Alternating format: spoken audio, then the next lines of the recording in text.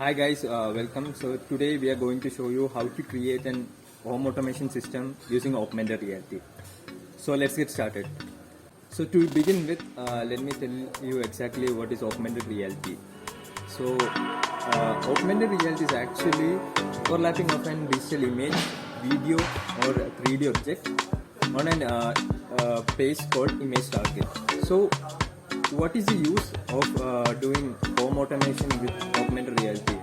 So the basic use is that we can prevent electrocutions made by conventional switches. For example, you're getting out of the shower and your hands are wet and you suddenly switch on or off the switch. So there's a high chance that you may get electrocuted by the switch. But when we are using augmented reality of home automation systems, the basic advantage is that there is no physical or conventional switches. The only thing in front of you will be a image target on which the switches will be virtually placed. So it will be actually easy for you because you don't need to physically touch the switches. Rather than you just need to click on them via an interface, for example a mobile phone, laptop or any smart devices. We will talk about the components which we are used in this device. So first, this is a LCD display where we will show the values and everything. It's a 16:2 alphanumeric display. Then the controller which we are using over here is an ESP32 controller, followed by is an buzzer, and we have also used 3 solid state relays for the switching purposes of the loads which we are used over here. So now there are 2 power supply for this control. So first one is a DC power supply.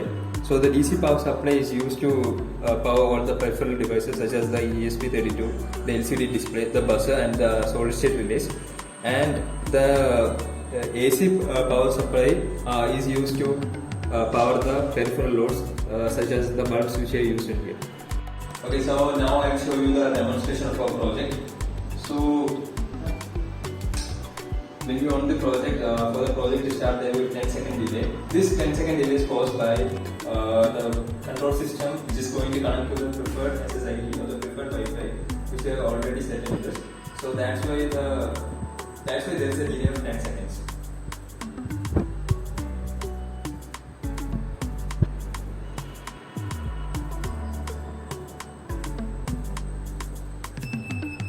So as you can see, the project is now on. So next thing is that we can test this out by using an augmented reality app. For the purpose, we have created an app using Unity. As you can see, the app is booting right now.